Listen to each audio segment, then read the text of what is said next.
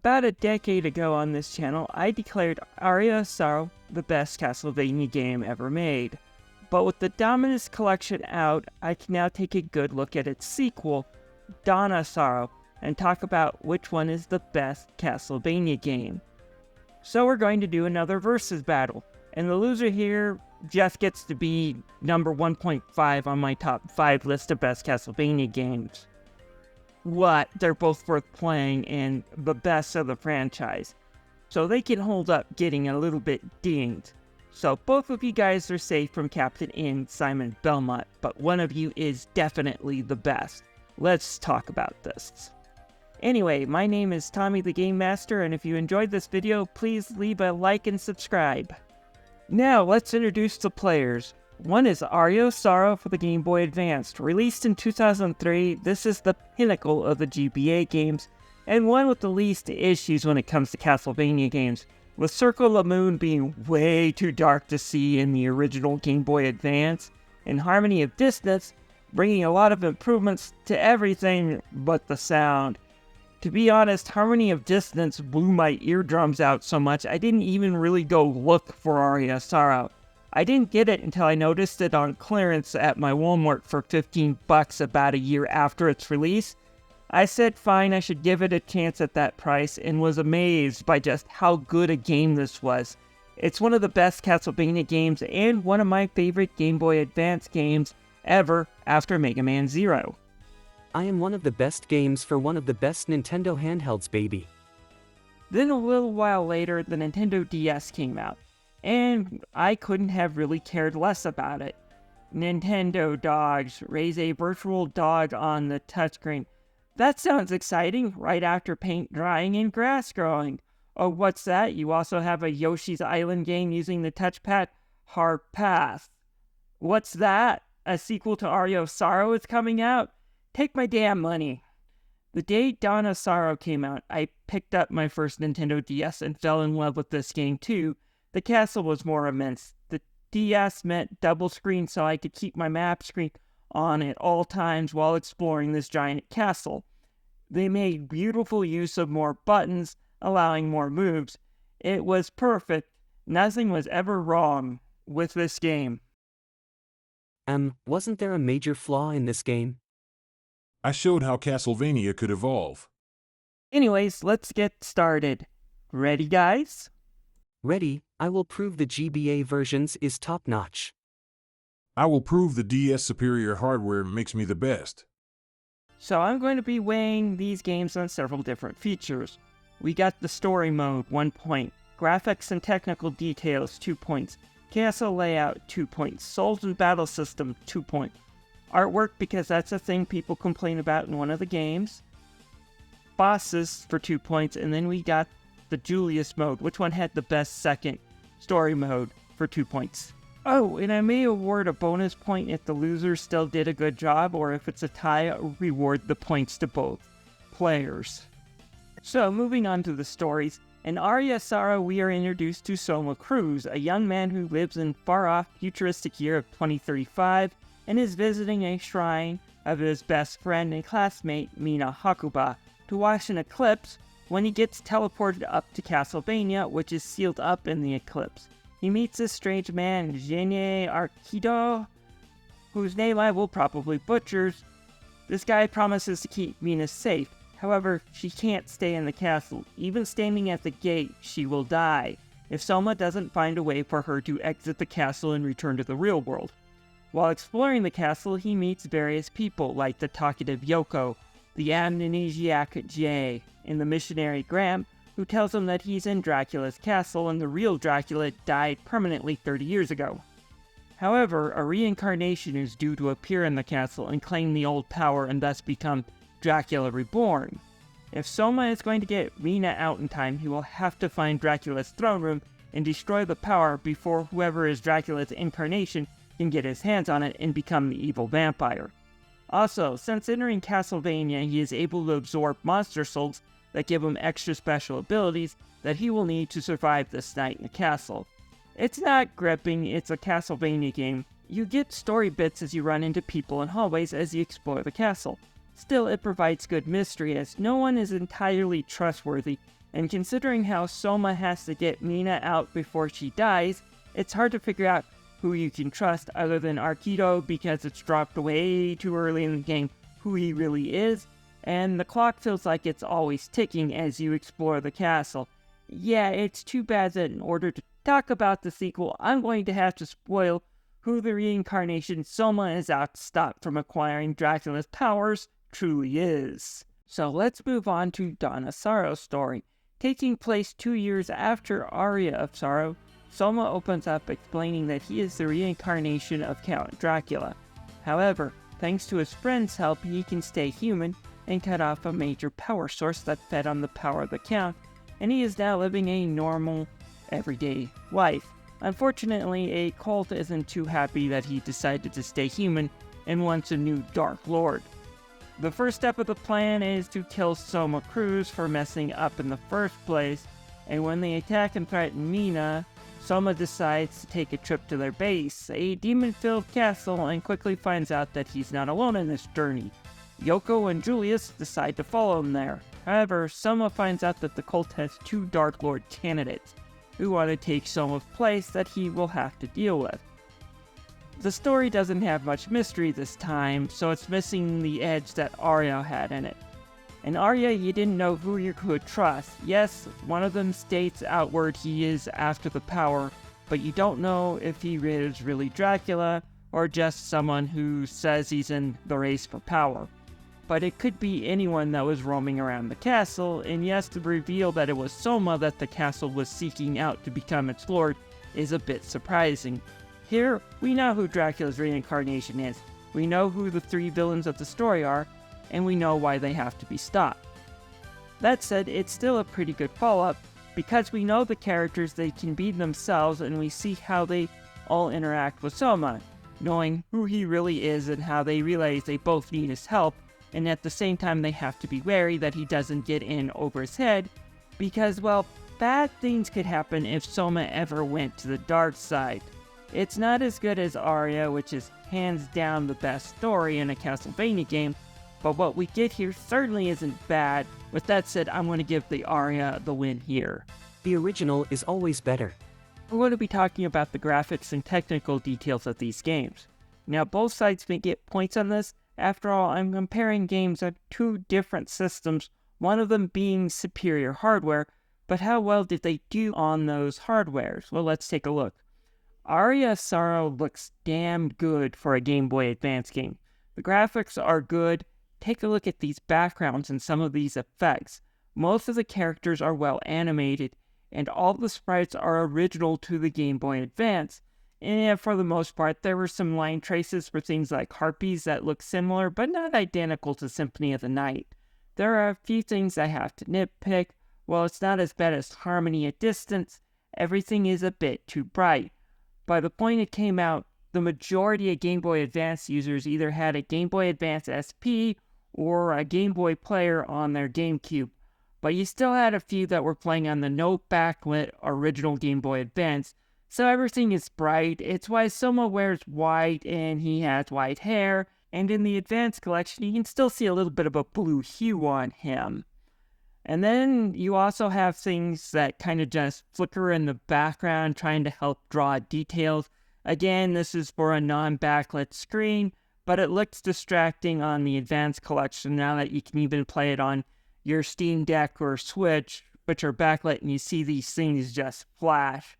Still, it earns 1 point because it looks damn good, and it just shows off that the Game Boy Advance hardware is really powerful for its time.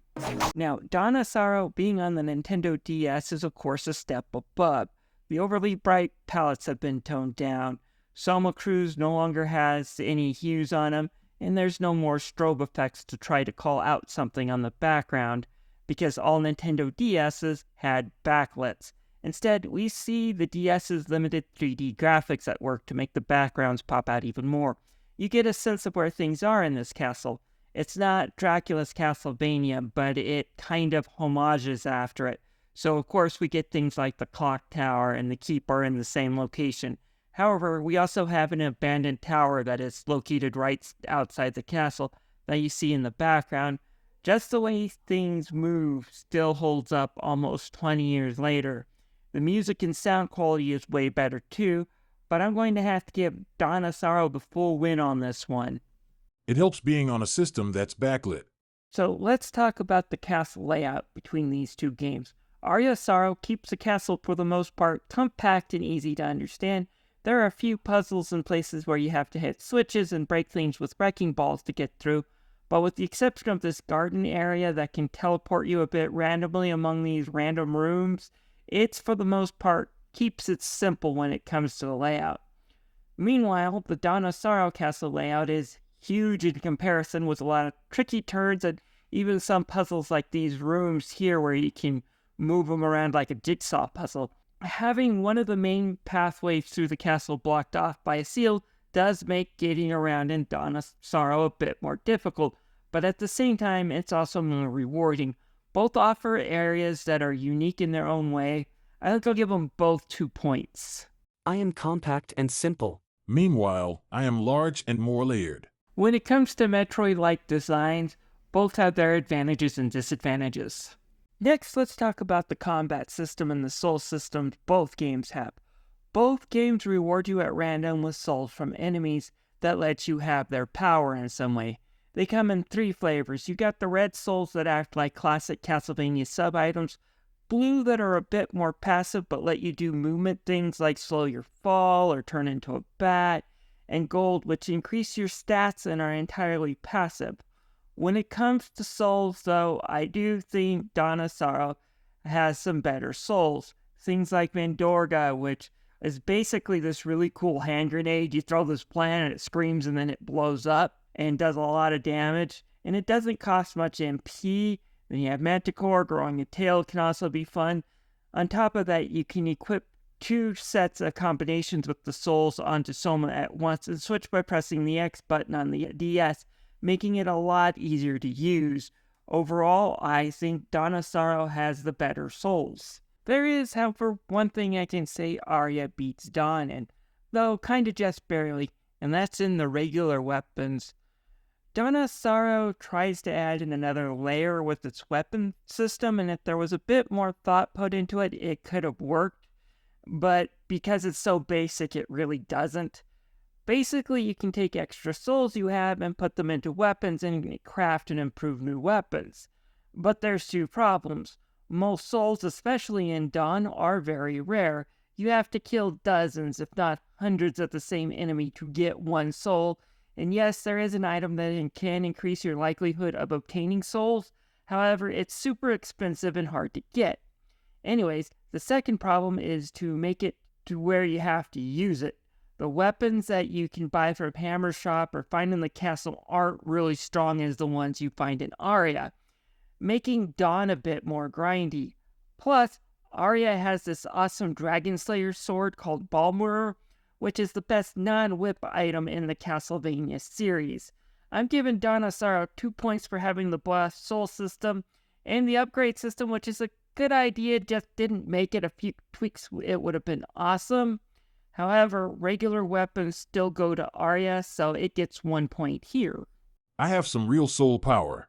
You don't have to grind and hope you get the right soul to increase your weapon power, unlike with me, where weapon upgrades are fantastic to begin with.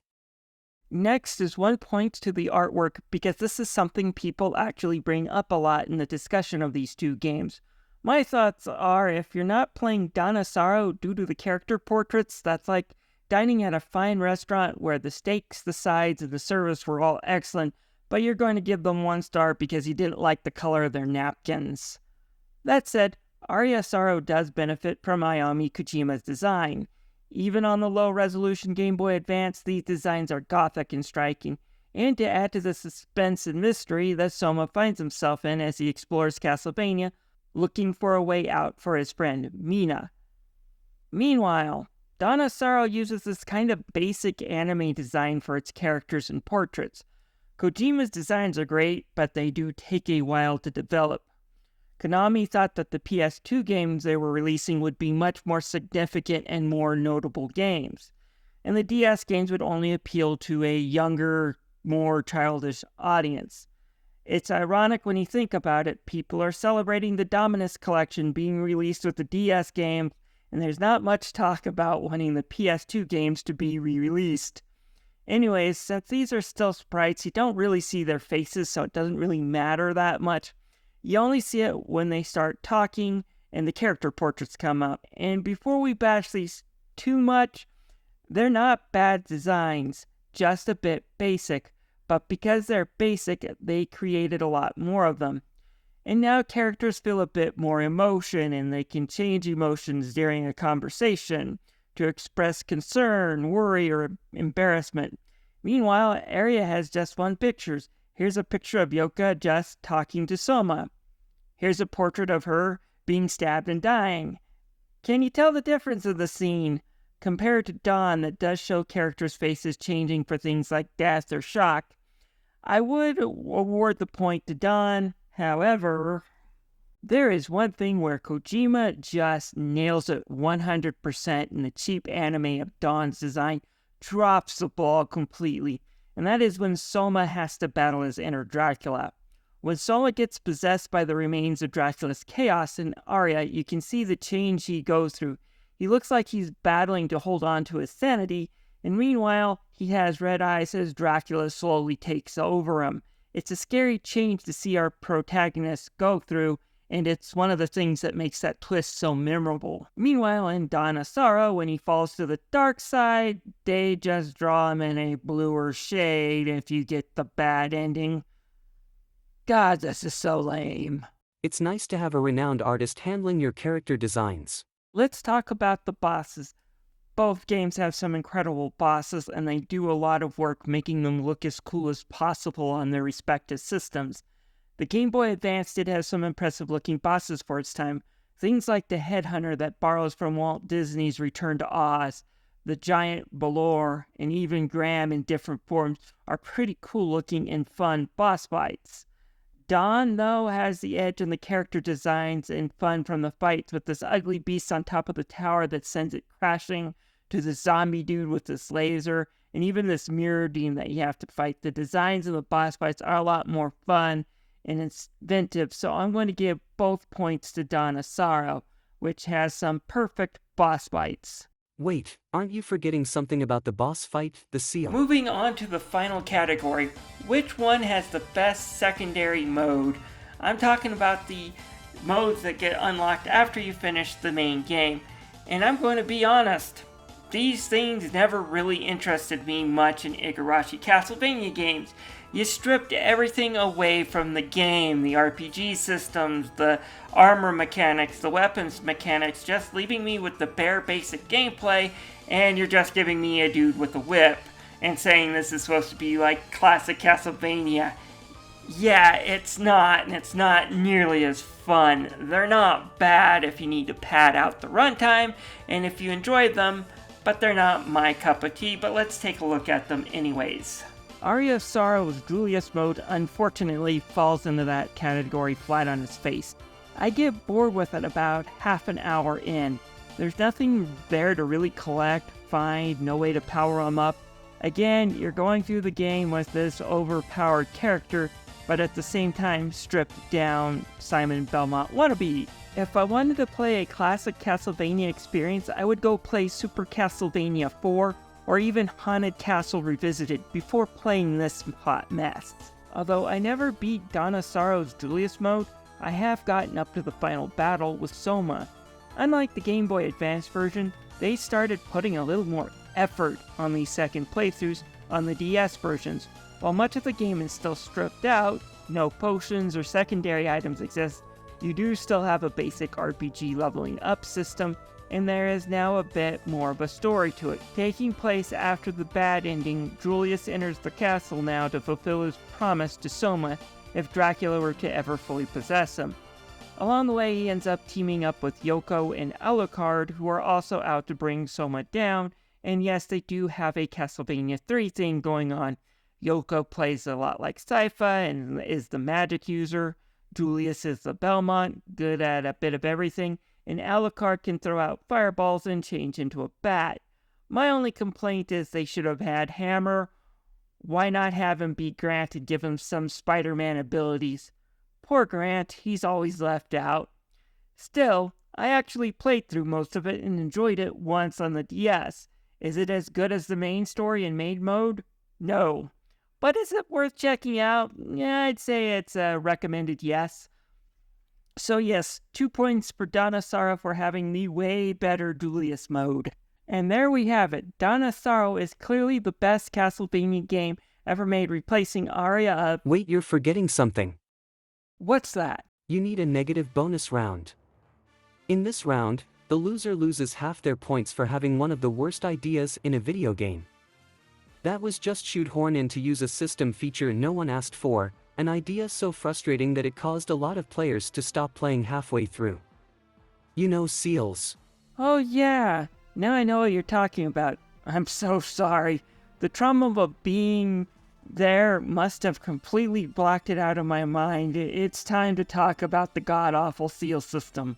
Hey, the first rule of the seal system is that you don't talk about the seal system.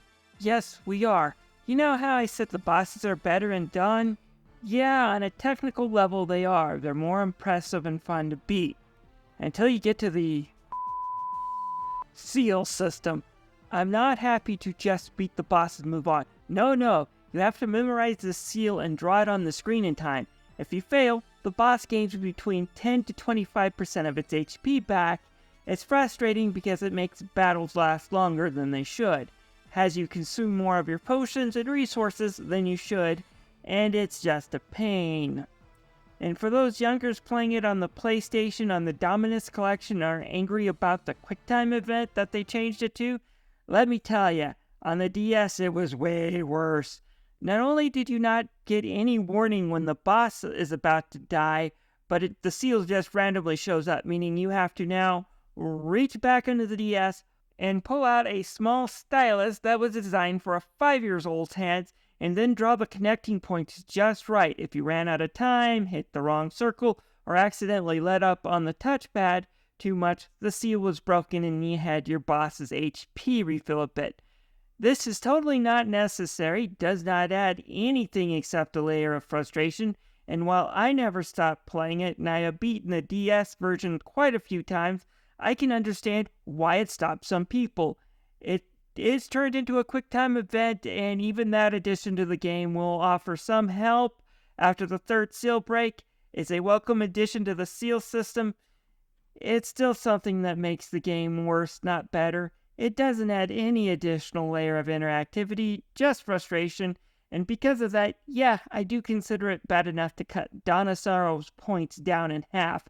That's how bad this feature is. That's how unneeded this feature is. Crap.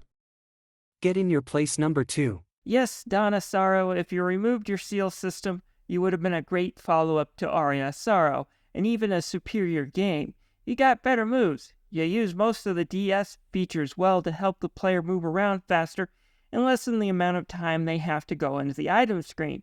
The castle is about equal. It depends on how much complexity people are looking for in their Metroidvania stage designs, and even try some new ideas.